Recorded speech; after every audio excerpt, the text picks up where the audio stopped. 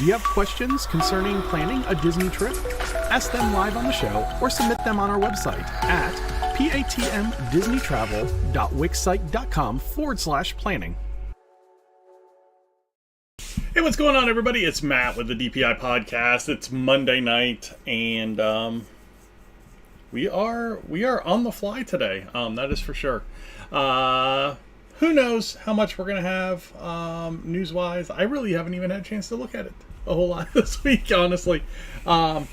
So it could be relatively short. I clipped some news here as I was getting ready for the show tonight, but we'll see. It is what it is, I guess. But no, wanted to share a quick update. What's going on with the show? So we talked a little bit about it last week, and the more I continue to think about it, the more I think that this is going to become maybe an every other week type show. I think that makes a little bit more sense until we get a grasp on if we're going to be able to do any of the other segments. I mean, just a news show right now. I don't know that we need to do it every week. But, if we get into a point where there's a lot of news and that kind of stuff, we might. But right now, I don't see it being like that. So with that being said, starting this week, I guess, we are going to go to every other week until something changes. So that would make the next show, the 27th? We'll do a little bit more on the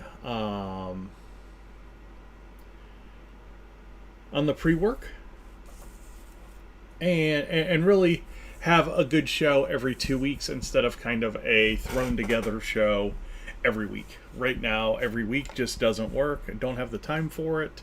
It's not that I don't have the time for the show. I don't have the time to constantly be on Twitter and Instagram and Facebook and get all of the information that's needed to put on a good show for you guys. And I want to make sure that I'm putting on a quality content. So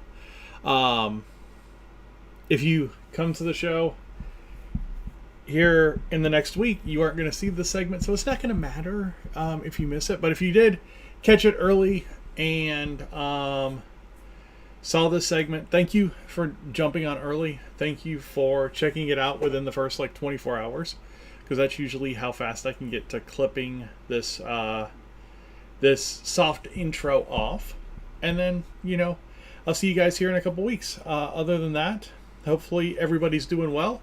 Honestly, no new public subscribers this week, which is a little weird, but I mean, it didn't slow down the subscriber. I mean, I think we were 6 subscribers for the week, so we're on pace to finish out the year probably right around 1,500 or so subscribers. So that would be a huge deal, which is a lot of fun. But yeah, want to say thank you, and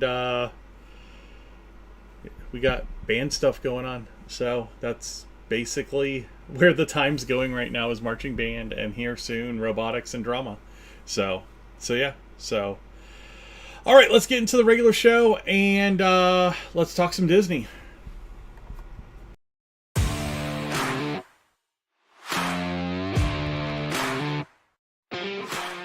Hi, I'm Matt. Welcome to Disney Planning Insights.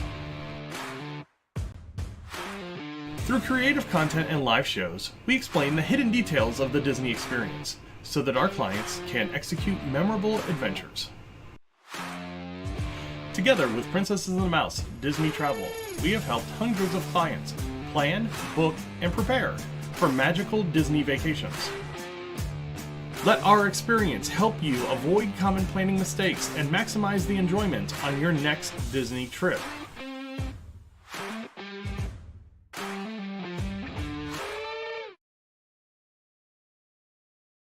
Hey, what's going on, everybody? It's Matt with the DPI podcast. It's Monday night. We're in the middle of October, and we are getting into a little bit better news cycle, I would say.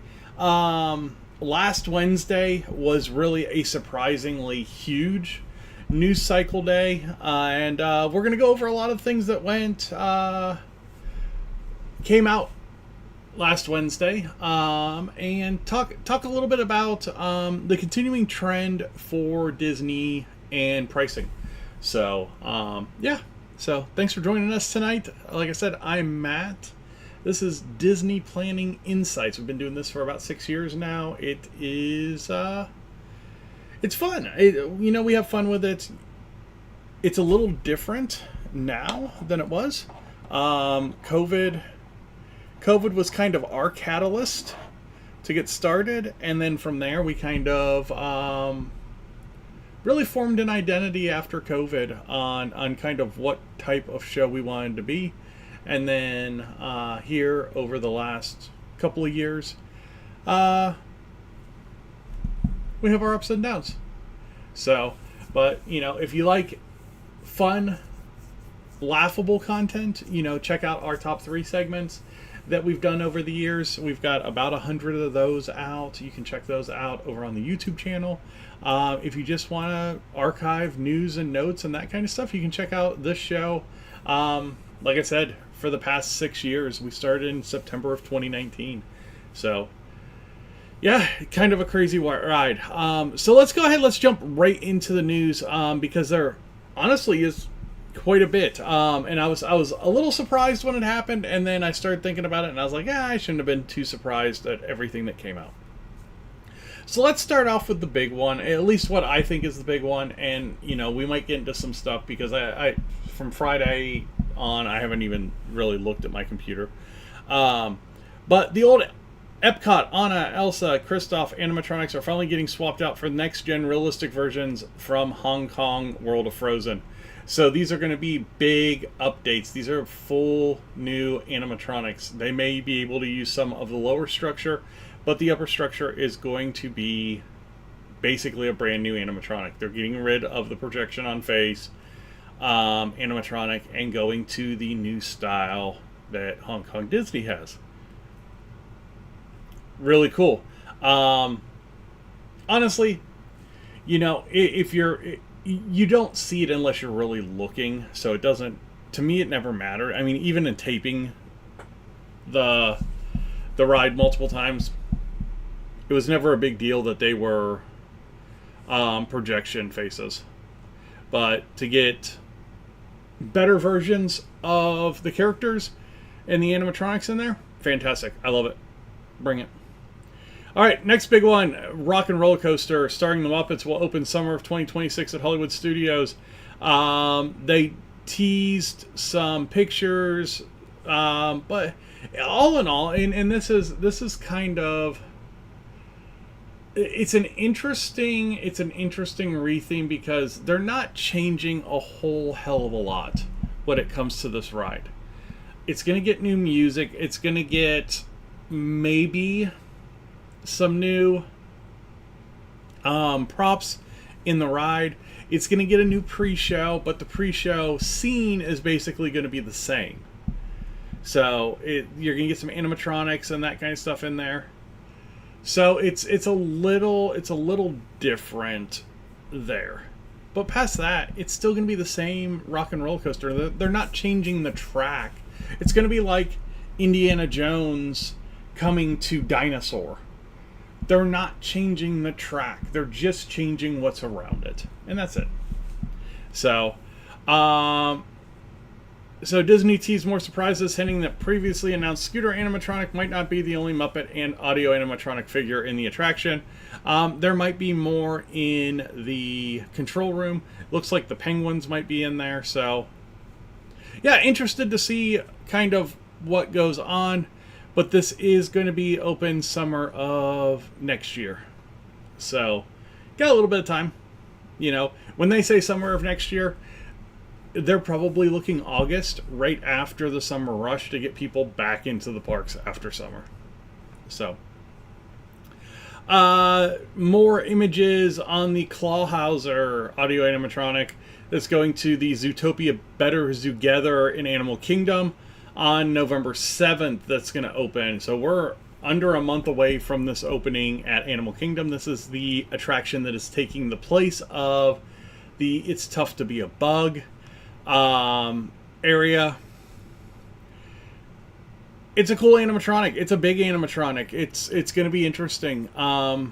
Again, it's one of those things. I think the Bugs Life people had their following, but that was something that they needed to change and freshen up. And Zootopia is kind of a shoe-in for that area. So definitely a good fit when you ask me. Bippity Boppity Boutique. New package lineup and in-person fairy godmother meet and greet at Disney World.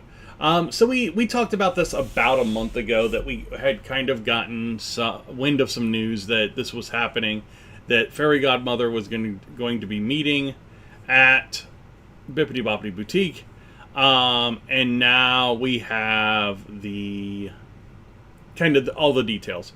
So Bippity Boppity Boutique is where your little girls or boys can get princessed up for a pretty penny.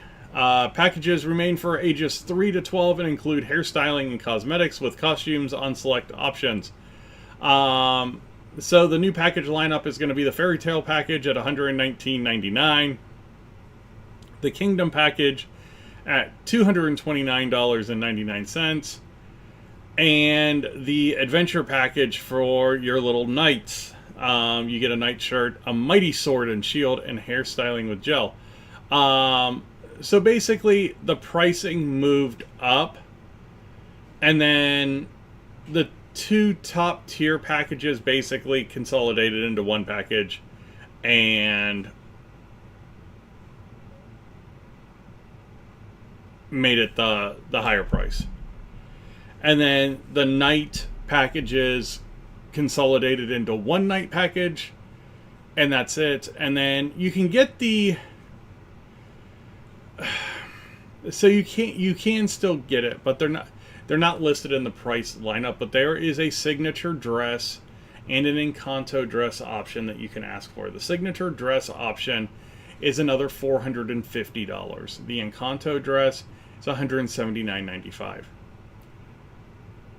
They still have them. You can ask for them. They're just not on the menu, let's say, that they give you. Fairy Godmother is now meeting and greeting guests inside the boutique, adding character moments alongside the makeover experience, which is really cool. It's a good place. Hopefully she's still meeting out in the Castle Gate area, and this doesn't take the place of that, because then you're putting another character behind a paywall. And Disney's starting to figure out ways to do that, so which sucks. The other big news that came out last week was new pricing basically across the board when it came to tickets and annual passes and all that kind of stuff. So basically most of the tickets went up 3 to 4%. Wow, that is a good look. It is face mask time for the teenager. Cheapest one-day stays at $104 at Disneyland, but peak season climbs to $224 a day, and parking's up $5, which sucks. Because land you almost have to park, especially being local. But yeah, so $224 for a peak one-day pass. Yikes. That's a lot of money per person. Inspire Key jumps to $1,899. Believe Key is now $1,474. And Chant and Imagine Keys, the two lower tiers, which are basically your locals tiers, stayed unchanged. Same thing across the board over at Disney World. Pixie Dust Pass went up $20. The Pirate Pass went up $40. The Sorcerer Pass went up $20, and the Incredi Pass went up $80. So again, so Disney's done this pretty consistently for the past, man, I don't want to say 10 years. Because I don't think it's been 10 years. But definitely the last 5. And that's after COVID. And this is still what gets me about the whole pricing thing. Because Disney took advantage of rebooks to raise prices. Because they knew people were going to be locked into coming to the parks. And they may not have changed the ticket price on the rebook for that person. But everything in the park got more expensive when you came back. And then the tickets got more expensive. And it just became acceptable for Disney to hike prices year over year over year over year.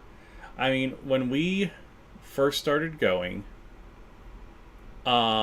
with the kids, so we'll say like our 2016 trip was probably like the first like, yeah, we're doing this on our own type go to Disney. We stayed at, where did we stay in 2016? We stayed at Pop, I believe, and had 5-day tickets. Yeah. Stayed at Pop, had 5-day tickets, had a dining plan, and I think it came in for 4 of us. Now granted, we had a 1-year-old, so let's say 3 of us, and there was a kid. It came in under $5,000 for deluxe dining, 5 park days, and I think it was 7 days at Pop, because it was we did it Labor Day weekend, or Labor Day week. We took my daughter out of school and did it the week of Labor Day. Now to do that, now granted, you can't even do deluxe dining, so you can't even do a comparable. You'd have to do, you know, the higher tier dining package and add a sit down every day to even get close to an idea on that pricing. And you're looking at just in the dining package, you're probably close to $2,500. Hotel, Pop Century used to be an $89 hotel. It's $239 now. So to do that same 6 nights, you're $1,500 there. You're $4,000 before you even get the park tickets, and then good luck on park tickets. So yeah, it's tough to see the justification there. And then everything that you've lost, I mean, again, you've lost Magical Express, you've lost Fast Passes, you've lost a lot of things from the park that you had. So notable price increases. I'm just looking through somebody else's breakdown.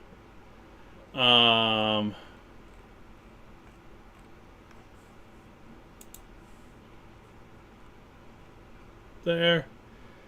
New trademark seems to indicate that Hollywood Studios' Monsters Inc. land will be named Monstropolis.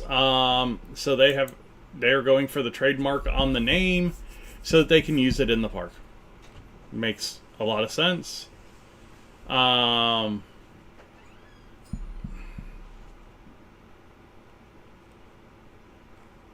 Yeah, you can't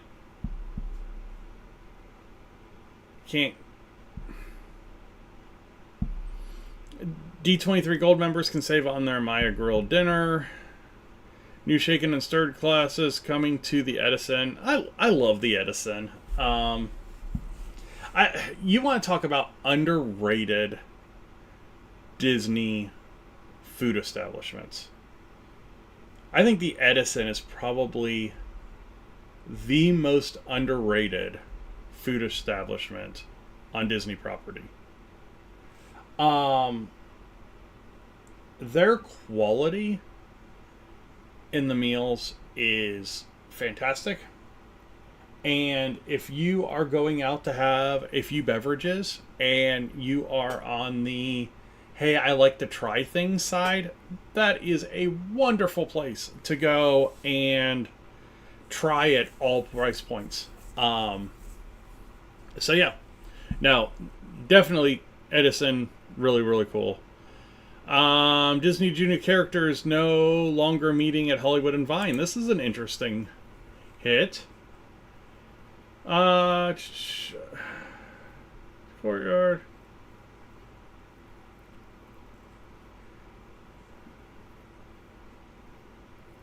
So it's now all mini seasonal dining at Hollywood and Vine. That might be a little bit of a miss on Disney's part. And the reason I say that is there is still a good, unless they're revamping the characters, because they've really changed their morning lineup around. And if they had like the rights to do a Bluey and Bingo at the parks, you would see that happen relatively quick. But yeah, I think that's a little bit of a miss, because not everybody jumps right into, the Fab Five. So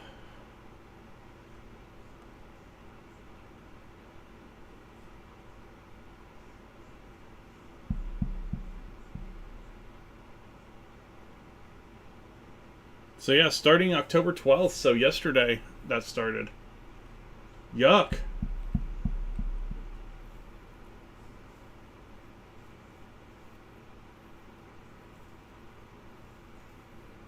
And that kind of falls on the heels of Animation Courtyard closing, and that was the only other place in the park you could meet Disney Junior characters. So yeah, so that's kind of an interesting hit there. Not having that. Tron Ares merchandise arrives in Tomorrowland. Tron Ares opened over the weekend. I'll find out what it did here. They were looking at 40 to 50 million. I didn't see a lot of good reviews.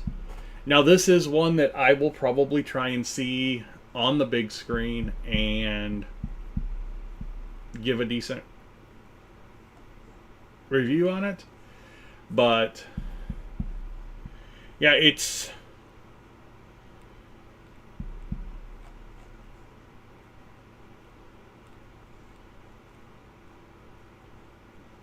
wait times, Veterans Day. Oh, they missed the date on that. That's interesting. Unless that's going to come out in the future.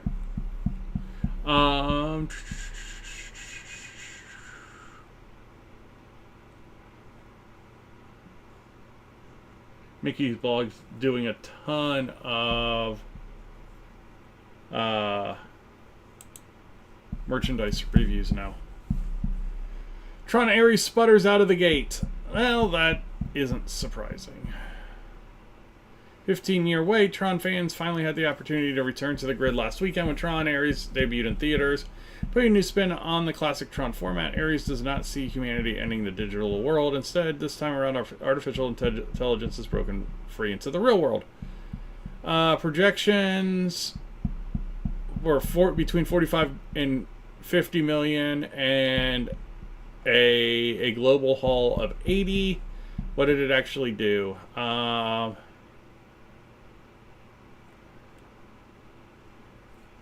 grossed 33.5 domestic, 27 million overseas for a $60 million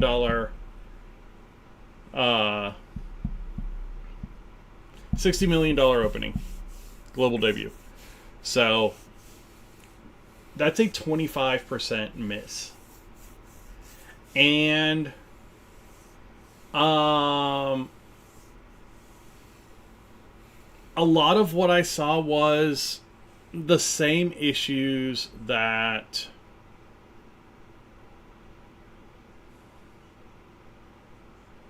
um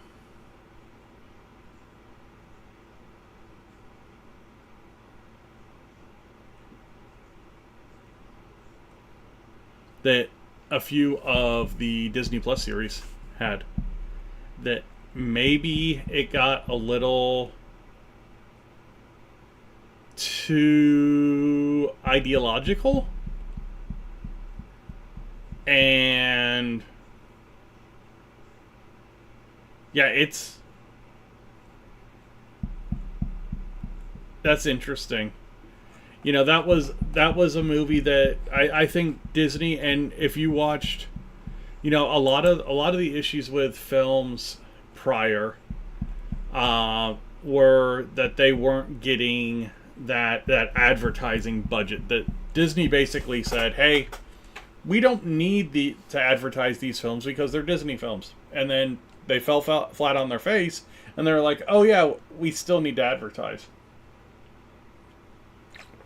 The advertising was all over the place for this film, fell flat on its face.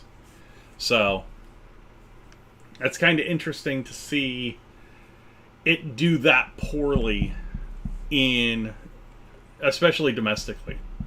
So Vera Bradley's Disney Mickey and Friends Ski Weekend collection coming soon. That print is adorable. Shan, do not look at it. You will want everything. Please do not look at it. No.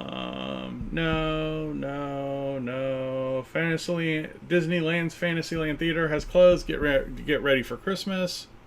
Okay. Merchandise roundup, photo booths, Dooney and Bork.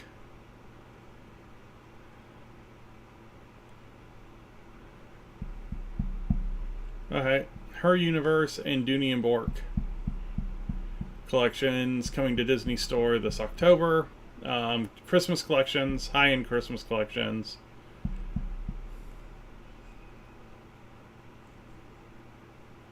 Gone. Yeah, there's just not a whole lot. Saratoga Springs Pool closing for refurbishment at Disney. And we're going to get to that season as the weather cools off a little bit. For Disney, for me and Disney, that normally doesn't happen until like middle of November is where I really think that's where it makes sense to start closing things. But you're going to start seeing like the closure of one of the water parks for the winter and that kind of stuff, because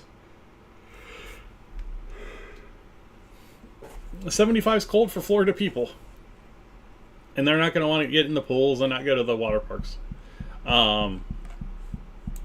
For me in central Indiana, 75 is usually a great getaway. So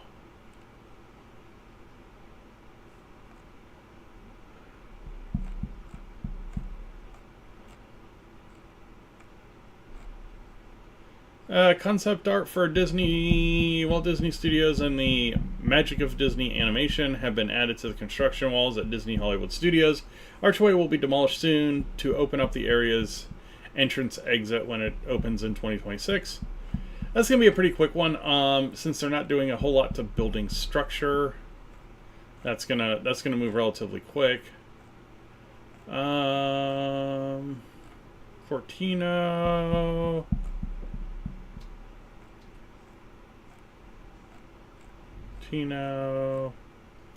Yeah, it doesn't look like there's a whole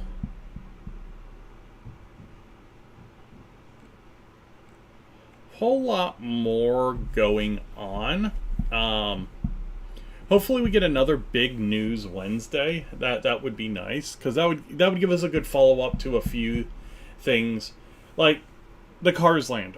We haven't heard that was the huge announcement, and we haven't heard a whole lot about it other than all the backlashy stuff from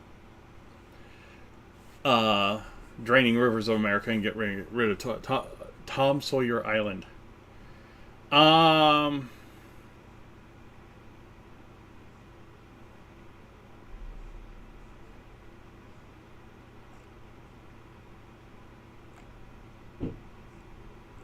Monstropolis.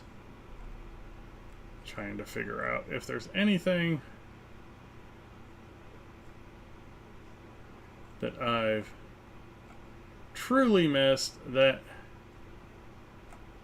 is worth talking about. It doesn't look like it, honestly.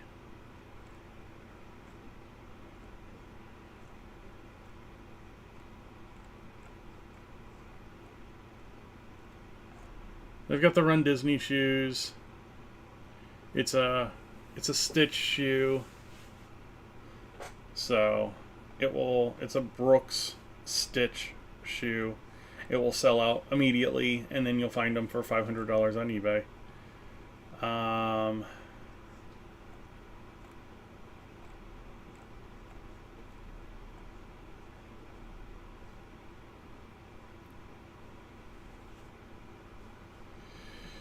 Q4 earnings. November 13th.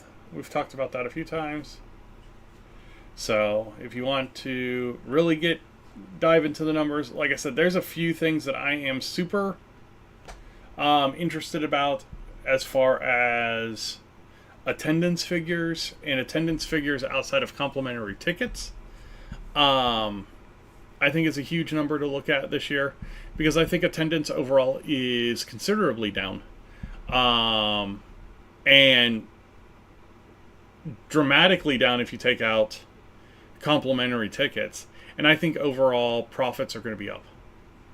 And that's super telling on what Disney has done. It is finding a line in the sand where they can control park capacity by pricing instead of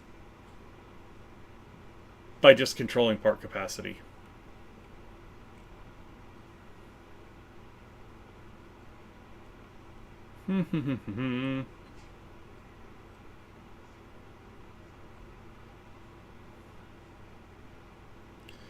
Galactic Star Cruiser is going to be Imagineering offices. We knew it was going to turn into offices of some sort. This is the first time that I've seen it for Imagineering offices. Hopefully they put some thought into them. And it's not just like a white box.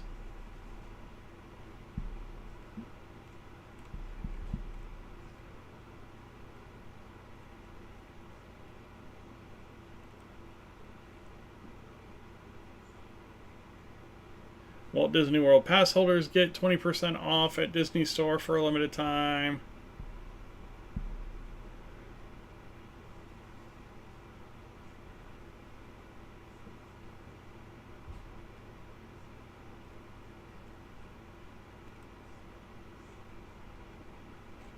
And Disneyland Paris, the Ratatouille ride has officially closed for major renovations, set to open in spring of next year. Basically, they are reconfiguring the set pieces to look more like the American counterpart. That's it. Which is weird to think that Epcot was a clone of the France version, but France is now closed to clone the Epcot version. Okay, sure.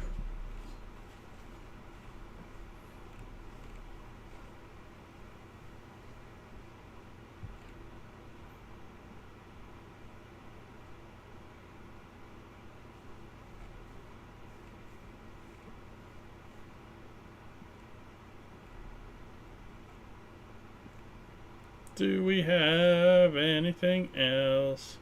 There's a ton of people talking about a ton of different things, but it's all kind of crap. Honestly. I mean, I hate to sound like a Debbie Downer, but yuck. Encanto attraction goes vertical. Starting to get vertical build there. That is... I want to see a good picture of this, because that's probably a bio-reconstruct picture. So he probably has a high res.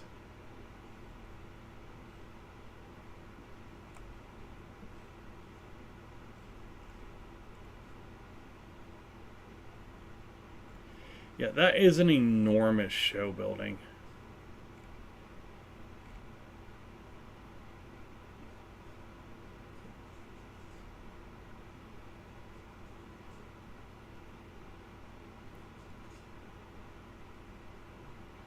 Wow.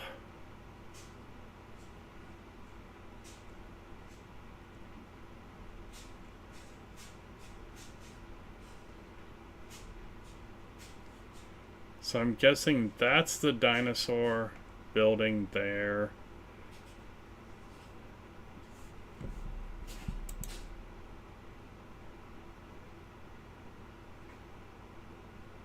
Hey, Spencer. I didn't even see you tweet over there. Edison, great for both family meals, date night for adults, food is delicious, atmosphere is really cool and unique. Yeah, 100%, Shan. Edison's awesome. Okay. So I'm taking a look at this in this Encanto show building. It's a different shape, but it's roughly the size of the dinosaur show building. So that's kind of what you're looking at when it comes to overall size of the attraction. So it means it's going to be a pretty big building, because you think about how far you go into the dinosaur attraction before you get on the ride. Yeah. That's going to be considerable.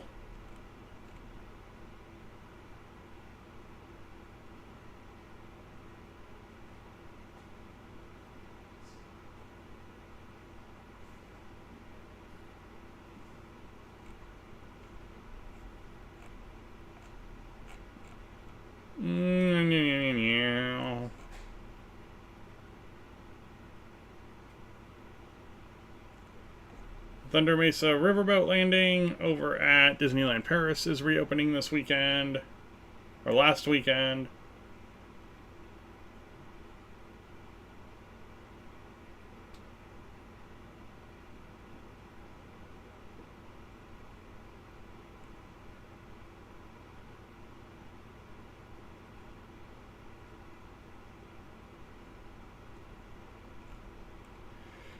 Yeah.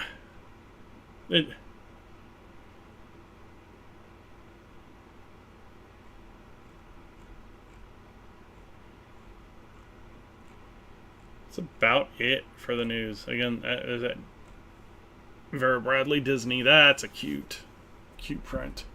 So, all right. Well, that's going to do it for us tonight. I want to thank everybody for jumping on, checking out the show. If you're new here, thanks for stopping by, saying hi.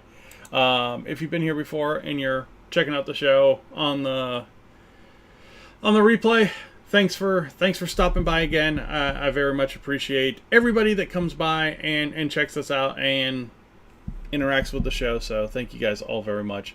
You guys all have a wonderful week, and we will talk to you, I guess, a wonderful 2 weeks. We'll talk to you again on the 27th. Good night, everybody. Bye now.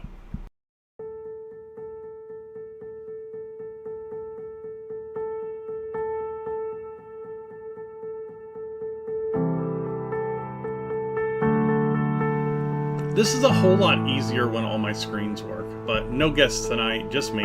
Talked a little bit of Disney news and bitched about prices for a little while. So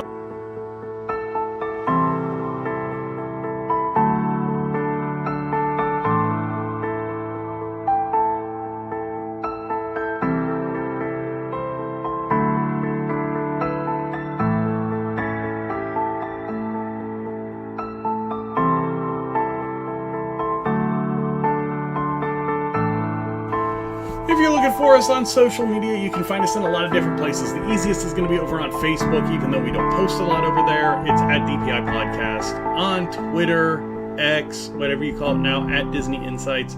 We also have things like Instagram and Threads and the YouTube channel and Twitch. You can find all those somewhere else.